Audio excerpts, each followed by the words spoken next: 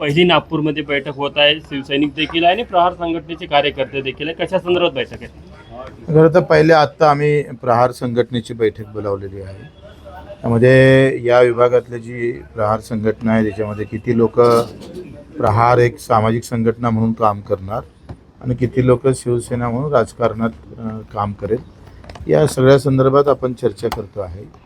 अनायसेच योगायोगानं छत्रपती शिवाजी महाराजांचा चित्रपट आहे, तो एकत्रित आम्ही पाहणार आहोत. आणि यासोबतच एक शेतकरी संवाद यात्रा भविष्यात या मे महिन्यात काढायची आहे. शेतकऱ्याच्या संवादासोबत एक कुठला विषय घेऊन येत्या काळात शिवसेना पक्षाचं काय धोरण असलं पाहिजे शेतकऱ्याच्या संदर्भात, दिव्यांग आणि मजुरांच्या संदर्भात आणि प्रकल्पग्रस्त, या सगळ्या विषयासंदर्भात एक संवाद यात्रा काही मंत्री घेऊन, कधी काळी शिंदेसाहेबांना घेऊन एक विचार आम्ही करतो आहे. तो काढाव का नाही काढावं त्याच्यावर चिंतन मंथन आम्ही करतो आहे. शिवसेनेचं शेतकऱ्यांबद्दलचं धोरण आहेच, पण बदलत्या काळामध्ये आपण महाराष्ट्रात जर पाहिलं तर विभागानिहाय आपले पिकं पद्धती बदलतात. जसं कोकणात गेलं तर आंबा आहे, द्राक्ष, तिथे काजू आहे किंवा मत्स्य उत्पादक शेतकरी आहे. नाशिकच्या पट्ट्यामध्ये कांदा उत्पादक शेतकरी, द्राक्ष उत्पादक, असा विभागवाईज जो बदललेला हे आहे त्यानुसार विभागावाईज काही धोरण करता येतं का शेतकऱ्यासाठी, त्या संदर्भात काही नवीन उपाययोजना करता येते का, आणि मजुराच्या संदर्भात सुद्धा, या सगळ्या विषयावर एक संवाद यात्रा आमची 3 ते 4 दिवसाची राहणार आहे. त्या काळाची का नाही काळाची, कारण शिवसेनेचा आमचा चेहरा हा शेतकऱ्याचा, मजुरांचा, वंचित घटकांचा, दिव्यांगांचा राहील. त्या संदर्भात कसे पावलं टाकता येईल, ही सगळी ताकद शेतकऱ्याच्या पाठीशी कशी उभी करता येईल हे पाहू. प्रहार संघटनेचे कार्यकर्ते, तुम्ही असं म्हटलं की ज्यांना शिवसेनेत काम करायचं ते शिवसेनेत काम करेल, ज्यांना प्रहार संघटनेत काम करायचं आहे ते प्रहार संघटनेत काम करेल, दोन्ही ठिकाणी काम नाही करणार का? म्हणजे काम करेल, पण कसं आहे, काही लोकांचं लक्ष राहते की बाबा आता मी आयुष्यभर काही राजकारणात कुठल्या काम करणार नाही, मला एक सामाजिक संघटना म्हणून, सामाजिक काम म्हणून काम करायचं आहे. त्यांना शिवसेनेने ताकद द्यावी, शिवसेना त्याला सामाजिक कामात कसं ताकद देता येईल, कारण 2 वेगळे प्रवाह आहे. लक्षात घ्या का काही कार्यकर्ते असं असतात ते आयुष्यात कधीच उभे राहत नाही, पण त्याला सामाजिक कामात गोडी असतं, तर त्याला तिथे ताकद कशी देता येईल. आणि ज्याला सामाजिक संघटनांनी राजकारणच करायचं आहे तर त्याला शिवसेनेला कशी ताकद देता येईल. आपली लक्ष आखरी असं आहे का राजकारणात आम्हाला शिवसेनेशिवाय दुसरा पर्याय नाही, आम्ही कुठलाही दुसरा विचार करू शकत नाही, पण सामाजिक संघटनेच्या माध्यमातून कशा पद्धतीनं आपल्याला अधिक ताकद बळ भेटेल तो पण आपण विचार करू. शिवसेनेत प्रवेश करण्याआधी काही अटी शर्ती ठरल्या होत्या का, त्यात ही अट होती का? नाही, अशा काही अटी शर्तीचा विषय नाही. म्हणजे ह्या असं करावं लागेल आणि तसं करावं असं काही. त्यामुळे आणि आम्हाला काय 20-25 वर्षापासून फार अटी शर्तीत राहण्याचा. तर तुम्ही जुने शिवसैनिक आहात, पण आता पुढे करताना प्रहार आणि शिवसेना दोन्हीचं काम तुम्ही करणार आहात. ते पाहू. आता त्याच्या सगळ्या बैठकी घेतो आहे, एक विभागाची बैठक. आता 9 तारखेला पुन्हा अमरावती विभागाची बैठक आहे, मग मराठवाडा विभागाची आहे, मग पश्चिम महाराष्ट्राची, कोकण विभागाची, मुंबईची, अशा बैठकी करून त्यातून काय सूर निघतं आणि कसं सोयीचं होईल. कसं आहे, आखरी आम्हाला शिवसेना राजकारणात मजबूत करायची आहे. घराघरापर्यंत धनुष्यबाण नेण्याचा प्रयत्न आम्ही प्रामाणिकपणे करणार आहोत आणि त्या पद्धतीनं ही सगळी ताकद शेतकऱ्याच्या बाजूनं, मजूर दिव्यांगाच्या बाजूनं उभी कशी राहील, तो एक प्रामाणिक प्रयत्न करणार. आजच्या बैठकीत शिवसैनिक येणार आहेत का, आणि तुमच्यासोबत चित्रपट बघायला देखील काही शिवसैनिकांचा सहभाग असतो? आम्ही काही शिवसैनिक आहे ते सोबत राहून पाहू. आता आम्ही शिवसैनिकच आहे ना. म्हणजे यात्रा काढत आहे तर शेतकऱ्यांचे कुठले विषय पुढच्या काळात अजेंड्यावर असणार आहे, कारण आता तुम्ही सत्तेमध्ये आता प्रश्न सोडवणं सोपीच आहे. खरं तर प्रोत्साहन निधी आहे, कर्ज माफीमधला जो महत्त्वाचा गुंता राहिलेला आहे का, प्रोत्साहन निधी जो 50,000 दिलेला आहे तो फार कमी दिला गेला. आणि त्यामध्ये मला असं वाटतं का प्रोत्साहन निधीमध्ये आम्ही त्यांना म्हटलं का जर मी 1.5 लाखाचं कर्ज माफ भरत असेल रेग्युलर, मी 1 लाखाचं भरत असेल, कोणी 3 लाखाचं भरत, त्या रकमेवर प्रोत्साहन निधी वाढवला पाहिजे. हे मी CM साहेबांशी पण बोललेलो आहे, शिंदे साहेबांशी बोललो. दुसरा आहे हमीभावाचा आणि पेरणी ते कापणीपर्यंत सगळे कामं एमआरजीएसमध्ये व्हावं. मजुरासाठी आणि युवकांसाठी एक धोरण नव्यानं करणं फार गरजेचं आहे. आणि दिव्यांगाचे जे रखडलेले प्रश्न आहे, म्हणजे मंत्रालय बळकटीकरण, तर ते जिल्हा स्तरावर दिव्यांगाचे अधिकारी कसे येईल. आजही दिव्यांग मंत्रालयाचे अधिकारी खाली जिल्ह्याला नाही, तालुक्याला नाही, हा सगळ्या बळकटीकरणाचा विषय घेऊन आम्ही जाणार आहोत.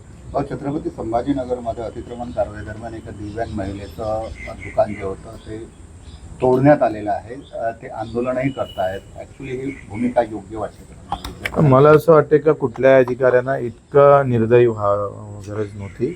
उलट हा एक चांगुलपणा प्रशासनामध्ये जी मानवता नावाची गोष्ट संपलेली आहे त्याचं एक मोठं उदाहरण आहे. त्याचा आम्ही निषेध करतो आणि त्यांना आम्ही आता लगेच जागा पाहून एखादं राहण्याजोगतं घर आम्ही बांधून देऊ. नरसापूरची घटना पाहिजे आपण कशा पद्धतीनं तुम्ही आता तर मागणी होता की त्याला ठेचून मारलं पाहिजे अशा पद्धतीने होता. अशा घटना घडत्या. बच्चू कडू म्हणून तुमचा जो स्वभाव आहे किंवा अशा लोकांसोबत काय झालं पाहिजे? ते कायद्याच बदलवला पाहिजे. काही कायदे बदलवणं फार गरजेचं आहे. मला असं वाटते का त्याला भर चौकात फाशी देण्याची शिक्षा असेल किंवा हातपाय, जसं छत्रपती शिवाजी महाराजांनी आपल्या राज्यामध्ये दोन्ही पाय दोन्ही हात ज्याचा चौका केला होता त्याला व्यवस्थित त्या पद्धतीनं आता सरकारनं काही ठिकाणी तरी समोर जाणं गरजेचं आहे. जरी ते दिसायला वाईट वाटत असेल तरी मला असं वाटतं का त्याची गरज आहे. का होतं आहे, जरब नाही आहे आणि जरब नाही आहे म्हणून ह्या घटना होतं. उलट चौकात येऊन त्याचा जर चौरंगा केला ना, जो छत्रपती महाराजांनी केला, मी तर म्हणतो रायगडाच्या पायथ्याशीच करावा. एक जागा निवडून ठेवावी राज्य सरकार आणि किल्ल्याच्या पायथ्याशी असा चौरंगा करण्याचा नवीन कायदा सरकारनं केला पाहिजे. पावसाळी अधिवेशनानंतर राज्यात विस्तार होण्याची शक्यता आहे. तुमच्या नावाची जोरदार. माझं काय म्हणणं आहे, आमच्या मंत्रिमंडळाच्या विस्तारापेक्षा हे मुद्दे फार महत्त्वाचे आहेत आणि त्यासाठी येणाऱ्या अधिवेशनामध्ये ह्या सगळ्या गोष्टी आम्ही फार ताकदीनं आणि फार मजबूतीनं मांडणार आहोत. जे सरकारनं निवडणुकीच्या वेळेस दिलेलं आश्वासन आहे त्याची पण आठवण आम्ही सरकारला करून देऊ. अखेर शिवसैनिक आम्ही निवड पक्षासाठी असं नाही आहे. आम्ही शिवसैनिक इथल्या समाजासाठी, सामान्य माणसासाठी, कार्यकर्त्यासाठी आहे. त्याचा एक पाय शिवसेनेसाठी जात असेल तर दुसरं पाऊल हे सामान्य माणसासाठी उचलल्याशिवाय राहणार नाही. हा बच्चू कडूचा बाणा तेवढ्याच कणखरपणे ताकदीनं येत्या काळात तुम्हाला दिसणार आहे. कर्जमाफी संदर्भात काय स्टेटस आहे? राज्य सरकारने या संदर्भात तुम्हाला काही माहिती दिली आहे? आता मला वाटतं एक प्रस्ताव त्यांनी समितीनं दाखल केला. कॅबिनेट समोर तो प्रस्ताव येणार आहे आणि त्याच्यातून काही जे किंतु परंतु आहे, मला वाटतं उदार मनानं सरकारनं या कर्जमाफीकडे पाहिलं पाहिजे. त्याच्यातले काट याला कापता येईल का, त्याला ठेवता येईल का, अशा भूमिका सरकारनं ठेवल्या तर मला असं वाटतं का अगर जेवायला बोलावलं तर मग पाणी देऊ का, मग थंड देऊ का, गरम देऊ किंवा वाढू का नाही वाढू, जिलबी आहे बाबा एकच फेर वाढजो, दुसऱ्या फेरची व्यवस्था नाही, असं कंजूसी करू नये. मला वाटते फडणवीस साहेबांनी सुद्धा यावर लक्ष घातलं पाहिजे. अगर देना आहे तो फिर पुरे दिल से. स्क्रुटिनी नको. नाही बिलकुल स्कूटी पाहिजेच. आमदाराला कशाला कर्जमाफी पाहिजे, कलेक्टरला कशाला कर्जमाफी पाहिजे. शेतकऱ्याचं वर्गीकरण करणं फार महत्त्वाचं आहे. बिल्डर असणाऱ्या शेतकऱ्याला कर्जमाफी द्या. समजा आता तुमचा मीडियाचा प्रमुख आहे, संपादक, त्याला तुम्ही कर्जमाफी देणार. शेतकरी आहे म्हणजे कोण आहे? तो नोकरी अधिकारी आहे आणि शेतकरी असेल तर त्याला कापा ना. आमदार आणि शेतकरी असेल तर त्याला कापलं पाहिजे. म्हणजे मर्यादा आखली आहे की इतकंच कर्जमाफी, ती मान्य नाही का तुम्हाला? मला असं वाटतंय का 2 लाख 4 लाख कर्ज असेल तर 2 लाख माफ करावं, 2 लाख त्याच्यावर राहील. पण त्याला अशी अट घालू नये 2 लाखापर्यंतच कर्जमाफी. किती काही कर्ज असलं किमान 2 लाख तरी माफ केलं पाहिजे. कसं आहे, लढा आपण जो उभा केला आणि त्याच्यातून जे घोषणा झाली, घोषणेपर्यंत आपण थांबलो नाही आणि घोषणा करून घेतली. आता त्याचं GR निघणं औपचारिकता बाकी आहे. पण लोक म्हणते कर्जमाफी तर झाली नाही, बच्चू कडू शिवसेनेत कसा केला. अरे विधान परिषदमध्ये सभेमध्ये घोषणा करणं ही फार मोठी गोष्ट आहे. त्या घोषणेपासून सरकारला पळ काढता येणार नाही आणि आता तर आम्ही सरकारमध्ये आम्ही पडू देणार नाही. त्याच्यापासून ठाम ठेवू. भाऊ, नवीन हंगामासाठी कर्ज घेताना शेतकऱ्यांना कुठेतरी अडचणी जाण्याची शक्यता आहे. अनेक ठिकाणी बँकवाले जे आहे ते पाहिजे त्याप्रमाणे शेतकऱ्यांना मदत करत नाही. त्यासाठी कुठेतरी हे अगदी बरोबर आहे का कर्ज मागचं कर्ज थकीत आहे आणि नवीन कर्ज देता येत नाही.